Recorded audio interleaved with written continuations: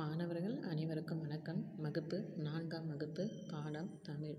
இன்றைய வகுப்பில் என்ன பாடம் பார்க்க போகிறோம் அப்படின்னு பார்த்தீங்கன்னா இலக்கணம். இந்த இலக்கணத்தில் என்ன கொடுத்துருக்காங்க அப்படின்னு பார்த்தீங்கன்னா என்னை பற்றியும் ஒருமை பன்மை பற்றியும் நமக்கு கொடுத்துருக்காங்க. என்னன்னா என்ன, ஒருமை பன்மைனா என்ன என்பதை பற்றி நம்ம போன வகுப்பில் நம்ம பார்த்துருப்போம். சரிங்களா? இன்றைக்கி வகுப்பில் நம்ம என்ன பார்க்க போகிறோம் அப்படின்னு பார்த்தீங்கன்னா எண் என்றால் என்ன, ஒருமை என்றால் என்ன, பன்மை என்றால் என்ன, இதை பற்றிய திருப்புதல் பார்க்க போகிறோம். சரிங்களா? இப்போ நமக்கு என்ன கொடுத்துருக்காங்க அப்படின்னு பார்த்தீங்கன்னா கொஸ்டின் ஆன்சர் எல்லாம் இதிலேருந்து நமக்கு எதுவுமே கொடுக்கல இல்லைங்களா? அதனால் இதில் கொஸ்டின் ஆன்சர் மட்டும் இப்போ நம்ம ரிவிஷன் பார்க்க போகிறோம்.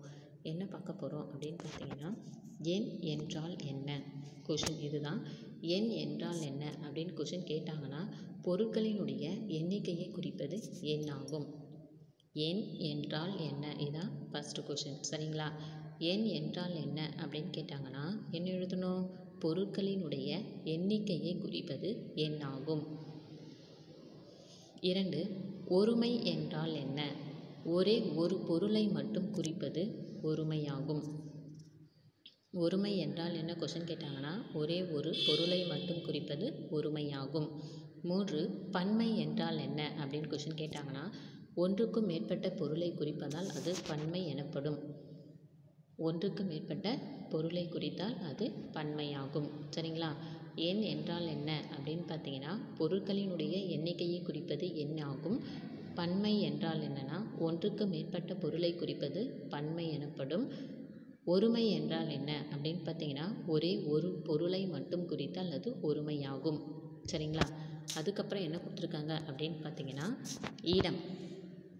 இடம் மொத்தம் எத்தனை வகைப்படும்? இடம் கொடுத்துருக்காங்க இல்லையா? இடம் மொத்தம் எத்தனை வகைப்படும் அப்படின்னு கேட்டாங்கன்னா இடம் 3 வகைப்படும். என்னென்ன? தன்மை, முன்னிலை, படர்க்கை. இடப்பெயர்கள் மொத்தம் எத்தனை வகைப்படும்? கொஷின் இதான். இடப்பெயர்கள் மொத்தம் எத்தனை வகைப்படும், அவை யாவை அப்படின்னு கேட்டாங்கன்னா இடப்பெயர்கள் 3 வகைப்படும். தன்மை, முன்னிலை, படர்க்கை ஆகும். 3 எழுதணும். சரிங்களா?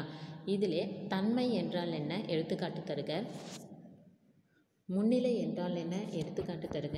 படர்க்கை என்றால் என்ன எடுத்துக்காட்டு தருக. ஒவ்வொன்றுத்துக்கும் ஒவ்வொரு கொஷின் கேட்டாங்கன்னா எப்படி எழுதணும் அப்படின்னு பார்த்தீங்கன்னா இப்போ தன்மை என்றால் என்ன அப்படின்னு கேட்டாங்கன்னா நீங்கள் என்ன எழுதணும் அப்படின்னு பார்த்தீங்கன்னா தன்னை குறித்து வருவது தன்மை எனப்படும். தன்னை குறித்து வருவது தன்மையாகும். எடுத்துக்காட்டு எழுதி தன்மையில் என்ன இருக்குது? நான், என் அப்படின்றதெல்லாம் என்னது? தன்மை தான் இல்லைங்களா? அதனால் தன்னை குறித்து வருவது மட்டும் தன்மையாகும். எடுத்துக்காட்டு போட்டு நான் அப்படின்னு எழுதணும். சரிங்களா? 2வது முன்னிலை என்றால் என்ன எடுத்துக்காட்டு தருக. தனக்கு முன்னால் இருப்பவர்களை குறிப்பது முன்னிலையாகும். முன்னிலைக்கு என்ன இருக்குது? நீங்கள், உன், உமது, ஏதாவது 2 எடுத்துக்காட்டு எழுதணும். சரிங்களா? தனக்கு முன்னால் இருப்பவர்களை குறிப்பது முன்னிலை ஆகும். 3. படர்க்கை என்றால் என்ன எடுத்துக்காட்டு தருக அப்படின்னு கொஷின் கேட்டாங்கன்னா தன்னை சுற்றிருக்கும் மற்ற மனிதர்கள் பொருட்களை குறிக்கும் எல்லா சொற்களும் படர்க்கையாகும். தன்னை சுற்றியிருக்கும் மற்ற மனிதர்கள் பொருட்களை குறிக்கும் எல்லா சொற்களும் என்னது? படர்க்கையாகும் அப்படின்னு. சரிங்களா? இதுக்கு ஒரு எடுத்துக்காட்டு அவர்கள், அது, அவை அப்படின்னு எழுதணும். சரியா? அப்போ தன்மை என்றால் என்ன எடுத்துக்காட்டு தருகனா தன்னை குறித்து வருவது தன்மையாகும். எடுத்துக்காட்டு நான், நமது. முன்னிலை என்றால் என்ன எடுத்துக்காட்டு தருக அப்படின்னு கேட்டாங்கன்னா தனக்கு முன்னால் இருப்பவர்களை குறிப்பது முன்னிலையாகும். எடுத்துக்காட்டு நீங்கள், உம் அப்படின்னு எழுதணும். சரிங்களா? 3. படர்க்கை என்றால் என்ன எடுத்துக்காட்டு தருக அப்படின்னு கேட்டாங்கன்னா தன்னை சுற்றி இருக்கும் மற்ற மனிதர்கள் பொருட்களை குறிக்கும் எல்லா சொற்களும் படர்க்கையாகும். எடுத்துக்காட்டு அவர்கள், அது, அவை அப்படின்னு எழுதணும். சரிங்களா? அதுக்கப்புறம் பார்த்தீங்கன்னா உங்களுக்கு ஒருமை என்றால் என்ன, பன்மை என்றால் என்ன, இதெல்லாம் நம்ம பார்த்துட்டோம் இல்லைங்களா? இப்போ ஒரு எடுத்துக்காட்டு கொடுத்துருப்பாங்க. அதாவது ஒரு கட்டத்தை கொடுத்து இந்த மாதிரி ஒரு கட்டத்துக்குள்ளே ஒருமை பன்மைன்னு கொடுப்பாங்க அல்லது பன்மை ஒருமைன்னு இந்த மாதிரி ஒரு கட்டத்தை கொடுப்பாங்க. சரிங்களா?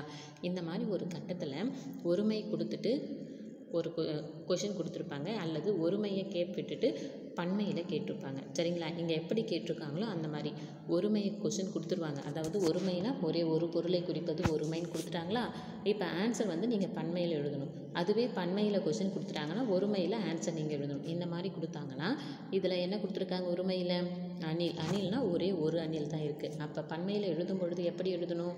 அணில்கள் அப்படின்னு எழுதணும். சரிங்களா?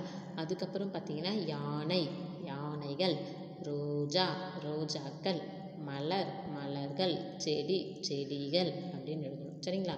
அதுக்கப்புறம் பன்மை ஒருமை கொடுத்துருக்காங்க. இப்போ ஒருமை கொடுத்துட்டு பன்மை எழுத சொல்லியிருந்தாங்க, இப்போ பன்மை கொடுத்துட்டு ஒருமையை எழுத சொல்கிறாங்க இல்லையா? இப்போ காய்கள், காய், பழங்கள், பழம், ஒட்டகங்கள், ஒட்டகம், பெண்கள், பெண், விளக்குகள், விளக்கு அப்படின்னு எழுதணும். சரிங்களா? அப்போ ஒவ்வொன்றுத்துக்கும் ஒருமையை கொடுத்துட்டு பன்மை எழுத சொல்லுவாங்க, இல்லை பன்மையை கொடுத்துட்டு ஒருமையை எழுத சொல்லுவாங்க. அதனால் ஒரு பொருளை குறித்தா அது ஒருமை, பல பொருளை குறித்தா அது பன்மை. அப்போ அணில் கொடுத்தாங்கன்னா அணில்கள், யானை கொடுத்தா யானைகள், ரோஜா ரோஜாக்கள், மலர் மலர்கள், செடி செடிகள் அப்படின்னு எழுதணும். சரிங்களா? அதுக்கப்புறம் பார்த்தீங்கன்னா ஒரு பொறுத்துக ஒன்று கொடுத்துருக்காங்க பாருங்கள். அதாவது தன்மை, முன்னிலை, படர்க்கை. இது மூணுத்திலிருந்து என்ன கொடுத்துருக்காங்க? நான் படம் பார்த்தேன் வருமா? என்ன வரும்? நான் வந்து படம் பார்க்குறேன் இல்லையா? அப்போ நான் படம் பார்த்தேன். நீங்கள் படம் என்ன வரும்? நீங்கள் படம் பார்த்தீர்களா? அவன் படம் பார்த்தான். அவர்கள் படம் பார்த்தார்கள். நீ படம் பார்த்தாயா? அப்போ ஒரு வாக்கியம் வந்து அமைச்சு எழுதும் பொழுது அந்த வாக்கியத்தை எப்படி அமைச்சு எழுதணுன்றது நமக்கு தெரியும் இல்லையா? அப்போ நான் என்பது நான் படம் பார்த்தேன், பார்த்தான், நான் படம் பார்த்தான் அப்படின்னு வராது ஒரு வாக்கியம் இல்லையா? அப்போ நான் படம் பார்த்தேன், நீங்கள் படம் பார்த்தீர்களா? அவன் படம் பார்த்தான், அவர்கள் படம் பார்த்தார்கள், நீ படம் பார்த்தாயா அப்படின்னு பொறுத்துக்க கொடுத்துருக்காங்க இல்லையா? இந்த இலக்கணத்துலேருந்து பொறுத்துக்கன்னு கேட்பாங்க. அதனால் பொறுத்துக்க பார்த்துங்க. அதுக்கப்புறம் பார்த்தீங்கன்னா இதில் ஃபஸ்ட்டு இடப்பெயர்கள் எத்தனை வகைப்படும், எண் என்றால் என்ன, ஒருமை என்றால் என்ன, பன்மை என்றால் என்ன, இப்படி நிறைய கொஷின் நம்ம பார்த்துருக்கோம். அதனால் இது எல்லாத்தையும் படிச்சுட்டு ஒவ்வொன்றுத்தையும் நீங்கள் என்ன பண்ணுங்கள், பார்க்காம ரஃப் நோட்டில் எழுதி பாருங்கள். சரிங்களா? நன்றிப்பா.